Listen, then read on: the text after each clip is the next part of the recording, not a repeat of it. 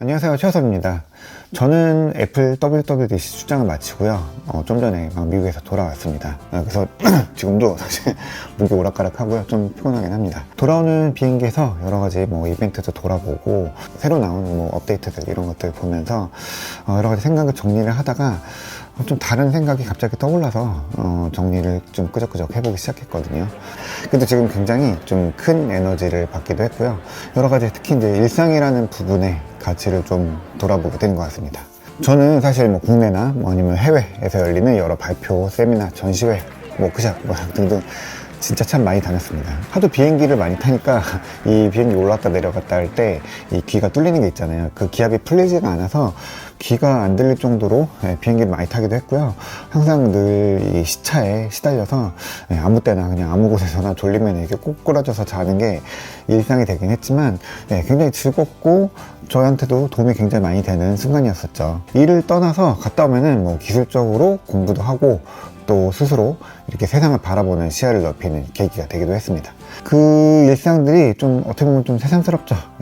지난 마지막 해외 일정은 2020년 CES였는데요. 당시에는 이제 코로나가 막 의미 있는 확산을 시작하던 때여서 라스베가스에서 만나는 사람들마다 이게 마지막으로 나온 출장 아닐까라고 거의 농담처럼 이야기했는데 정말 그 직후에 우리는 해외는커녕 우리나라 안에서도 집 밖에도 마음 편히 나가지 못하는 그런 시간을 2년 좀 넘게 보내고 있죠. 모든 게 멈춰선 것 같긴 했는데 그래도 그 사이에 좋은 점도 없진 않았어요. 그동안 우리 테크 기업들이 강조했던 원격 커뮤니케이션 같은 것들이 진짜 생존을 위해서 다양하게 시도가 됐고요. 또 좀 여러 가지 혼선을 빚긴 했지만 이제는 회사들도 또 학교도 어느 정도는 원격으로 일을 다 대신할 수 있는 그런 경험치를 얻었죠. 이게 그냥 모든 일상이 원격화를 뜻하는 게 아니라요. 이제 우리가 좀 풀리면서 필요에 따라서 온라인과 오프라인의 적절한 조화로 연결할 수 있다는 가능성을 갖게 된 겁니다. 이게 바로 이제 하이브리드 시대가 열리는 거죠. 그래서 먼저 애플 WWDC 그리고 이 행사가 열렸던 애플파크에 다녀온 이야기를 조금 해볼까 합니다. 이번 애플 WWDC는 온라인과 오프라인의 조화라는 고민을 좀 돌아보는 좋은 기회였던 것 같습니다. 가면서도 좀 오랜만에 공항도 낯설었고 2년 반 만에 찾아왔던 실리콘밸리 베이 지역은 좀 익숙한 것 같으면서도 되게 새로웠어요. 익숙하게 가던 음식점들, 가게들 이런 것도 문 닫은 것도 많았고요. 좀 변화가 있었던 것 같습니다. 그리고 좀 이번 새로운 경험을 했죠. 올해 WWDC의 중심은 분명히 온라인이기 때문에요. 현장을 찾은, 오프라인을 찾은 사람들은 그렇게 많지 않았어요. 그래서 그런지 애플은 그 무대로 본사 건물인 애플파크 내부에 문을 열었습니다. 그 애플파크라고 하면은 이렇게 우주선처럼 생긴 동그란 건물이 있고요.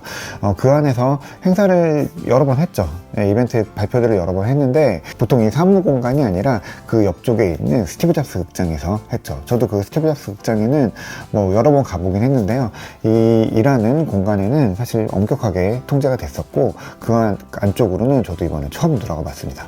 이건 사실 여전히 아직 코로나 상황이기 때문에 그 엄격한 통제를 위해서 야외에 적절한 공간에 이 사람들이 모일 수 있는 무대를 만들기에 가장 적합한 공간이 그 애플파크가 아니었나 하는 생각이 듭니다. 애플은 사실 이 사무공간에 문을 여는 건 굉장히 조심스러워합니다. 애플뿐만이 아니라 다른 기업들도 다 그렇죠. 그래서 이 애플파크 내부도 사실 처음 외부에 공개된 거고요. 이전에 쓰던 인피니티 루프 건물도 그 내부에서 이벤트는 손에 꼽을 만큼 적습니다.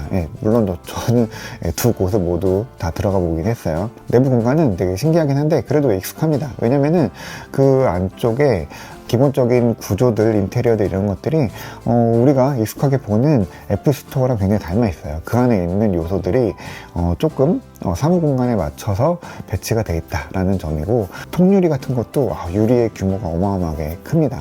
어떤 느낌인지 알 것 같은 그런 건물이었고요. 이 공간을 그래도 제한적이지만 그래도 외부 사람들한테 보여준 거는 이게 표면적으로는 안전한 공간 확보 이런 거 있겠지만 동시에 한편으로는 이제 오랜만에 이 세상 밖으로 나온 애플 생태계의 축을 맡고 있는 사람들, 그러니까 일부 개발자들 그리고 초대받은 미디어들 이런 분들이 오랜만에 모이는 기회잖아요. 그래서 이 사람들을 집으로 초대해서 집 구경을 살짝 시켜준 거죠. 어떻게 보면 약간은 칼로젠 것처럼 일하는 애플의 뭐 츤데레 같은 선물이 아니었나 싶습니다. 예, 그 안에 모두 다 궁금해하던 공간이었었고요. 그거를 이번 기회에 삼아서 슬쩍 이제 한번 보여준 거죠. 네, 키노트는 처음에는 조금 당황스러웠습니다. 네, 무대에 팀쿡 CEO랑 크레이크 페더릭이 부사장 올라오면서 이제 이벤트가 시작됐고요. 뭐 친구도 아니고 뭐 잘 아는 사람도 아니지만 이게 멀찍이 보이는 두 사람의 이렇게 실루엣이 되게 반갑기도 했었고요. 뭔가 이렇게 연예인 보는 느낌도 들더라고요. 이게 사실 오프라인이 주는 묘한 그 흥분, 감정이죠. 그런데 이 두 사람이 인사를 마치고는 얼른 무대를 내려갔어요. 그리고는 미리 준비된 키노트 영상이 화면에 떴습니다.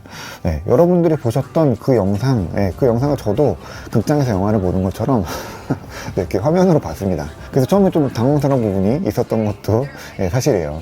근데 이게 또 재밌는 게 같은 걸 봐도 이게 집에서 혼자 화면으로 보는 거랑 이 많은 사람들이 함께 있는 자리에서 같이 보는 게 좀 달랐고요. 또 옆 사람이랑 같이 이야기 나누면서 보는 재미도 분명히 있었습니다. 물론 현장에서는 좀 숨차게 바쁘기도 했고 머릿속으로 또 여러 가지 정보들로 되게 복잡하긴 했지만 이제까지랑 다른 현장의 흥분, 그래 내가 이 WWDC를 정말 좋아했지 라는 생각이 또 드는 거죠. 물론 이 행사의 주인공인 일반 개발자들이 현장에 오지는 못했고요. 여기에서 매년 만나던 익숙하게 만나던 여러 개발자분들을 뵙지 못해서 좀 서운하고 아쉬운 부분이 있긴 했는데요. 그건 또 온라인으로 어느 정도 해소가 되더라고요. 그 개발자 모임이 있는 뭐 유튜브에도 들어가서 이야기 듣기도 하고 또 뭐 채팅이나 이런 거 메시지로 뭐 궁금한 것들 여쭤보고 그러기도 했었거든요. 오프라인 이벤트가 주는 제일 큰 가치는 역시 오프라인에서만 할 수 있는 것들이겠죠. 이번 WWDC에서는 맥북 에어와 M2 프로세서가 발표됐습니다. 저는 이게 당장 나올 타이밍이었다기보다는 이번 이벤트를 좀 온라인 오프라인 병행하면서 조금 앞당겨서 꺼내놓은 게 아닌가라는 생각을 해봅니다. 그냥 추측이긴 하지만 사실 이 M2는 더 크게 주목받을 수 있는 가을 행사가 있기도 하고요. 지금 그렇게 급하게 서두르지 않아도 됐다고 보거든요. 출시도 벌써 뭐 당장이 아니라 한 달 뒤잖아요. 하지만 이 WWDC가 일부 오프라인으로 열리면서 단순히 모여서 키노트만 보고 끝나는 게 아니라 그 이상의 경험이 필요했을 겁니다. 그리고 그 안에서 보여줄 수 있는 가장 좋은 거는 신제품이겠죠. 그래서 이것도 이번 이벤트를 위해서 준비한 선물 아닐까 생각이 듭니다. 그리고 이벤트가 끝난 다음에 이 애플파크 주변을 이제 슬슬 걸어서 비탈위에 있는 그 스티브 잡스 시어터를 찾았고요. 거기서 맥북 에어를 만나볼 수 있었습니다. 굉장히 신나는 경험이었죠. 새 프로세서가 주는 뭐 성능 향상 뭐 그런 거는 현장에서 짧게 느끼기는 굉장히 어렵죠. 근데 그거보다는 새 폼팩터 그리고 새 디자인의 맥북 에어가 주는 그 손맛 이런 거는 아무리 좋은 그래픽, 이미지 이런 걸로는 뭐 온라인으로는 절대 담을 수가 없죠. 직접 만져보고 느끼는 것밖에 없잖아요. 그래서 제가 드리는 이야기도 뭐 이런 느낌이었다라는 거지 그걸 여러분들한테 온전히 전달하기는 굉장히 어렵죠. 그래서 제가 항상 말씀드리지만 제 이야기도 뭐 이야기지만 직접 제품을 한번 만져보고 판단하고 결정하시라 이런 얘기를 자주 드리잖아요.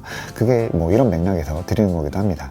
그래서 항상 제가 뭐 드리는 메시지가 좀 부족함도 항상 저 스스로도 느끼기도 하고요. 그 정보를 전달하는 데 있어서 좀 더 겸손해야 된다라는 생각을 늘 하거든요. 여러분 이거 너무 좋아요. 끝내줘요. 꼭 사요. 라고 뭐 직접적으로 얘기할 수도 있겠지만 그건 사실 제 기준에 제 판단에서 뭐 제 느낌일 뿐이고요.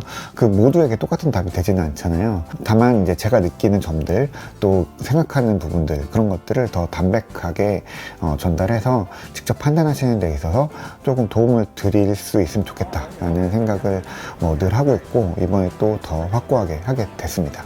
그래서 뭐 새 맥북 에어는 말씀드렸던 것처럼 뭐 외형의 새로움과 안쪽에 내부에 익숙함이 공존하면서 이거 단단하게 굉장히 잘 만들었다라는 이미지를 주었고요.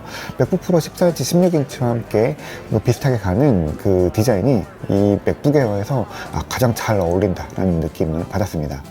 그렇게 정리된 이야기가 이전 영상이니까 이 이야기 들으시고 나중에라도 한번 꼭 봐주시고요. 구독도 잊지 말아주세요. 그래서 여러 가지 이야기를 해봤는데 오랜만에 오프라인 행사가 굉장히 자극이 많이 됐던 것 같아요. 특히 그동안 이제 혼자 생각하고 혼자 고민하고 판단하는 게 일상이었는데 오랜만에 현장에서 뭐 다른 유튜버 분들 만나서 이야기도 또 생각도 많이 나눴거든요. 이게 결국은 더 나은 정보를 만들려면 또 여러 가지 정보, 여러 가지 시각이 필요하고요. 또 많은 경험이 필요하고 그걸 모여서 더 많이 나눌수록 정보도 이야기도 풍성해진다라는 거를 또 이 현장에서 새삼스럽게 다시 깨닫게 됐습니다. 오랜만에 뵌 분들 너무 반가웠고요. 또 유튜브 채널을 운영하고 콘텐츠 만드는 데 대해서 선배들이시죠. 굉장히 큰 채널들 운영하시는 분들이 여러 가지 조언들도 해주셔서 더 열심히 잘 해야 되겠다라는 생각도 하게 됐습니다. 그래서 지금도 굉장히 감사한 생각하고 있고요. 그 정리를 좀 하자면 이 WWDC는 여느 때처럼 즐거웠고요. 이 온라인과 오프라인의 결합 이벤트는 이제 우리가 집 밖으로 또 세상 밖으로 다시 나올 때다라는 좀 자극이 됐던 것 같습니다. 물론 이 팬데믹이 완전히 끝난 건 아니지만요. 그동안 모두가 생각해오던 이 온라인과 오프라인의 결합, 하이브리드의 적절한 균형을 이제 시작해야 될 때가 온 게 아닌가 싶습니다. 그래서 저도 더 세상 밖으로 나가서 더 많은 이야기들, 경험들 다시 본격적으로 전달해 드려야 되겠다라는 생각을 하면서 이번 이야기를 정리해 봅니다.